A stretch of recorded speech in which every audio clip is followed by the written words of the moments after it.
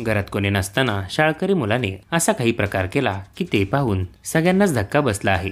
काय आहे नेमकं प्रकरण ते जाणून घेण्यापूर्वी चॅनलला सबस्क्राईब करायला विसरू नका।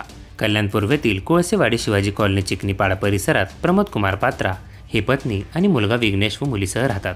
विघ्नेश काटेमानीवली परिसरातील एका नामांकित शाळेत 8वी इयत्तेत शिक्षण घेत होता। दरम्यान रविवारी प्रमोद कुमार कामावर गेले होते, तर त्याची आई आणि बहीण कामानिमित्त बाहेर गेली होती। यावेळी विघ्नेशने घरी गळफास घेऊन त्याचं जीवन संपवलं।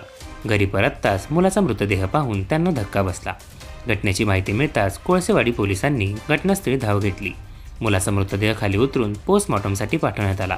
मुलाजवळ एक नोट आढळली असून यामध्ये वडिलांनी मोठ्या बहिणीवर रागू नये, माझ्या जाण्याने तुमचा खर्च कमी होईल, शाळेतील एक शिक्षिका आणि एक मुलगा त्याला चिडवत होते, यामुळे तो जीवन संपवत असल्याचा उल्लेख त्या नोटमध्ये केला आहे। या प्रकरणी कोळसेवाडी पोलिसांनी EDR दाखल केला आहे। या प्रकरणाचा तपास सुरू असून तक्रार प्राप्त झाल्यावर गुन्हा दाखल करण्यात येईल असे पोलिसांचे म्हणणे आहे।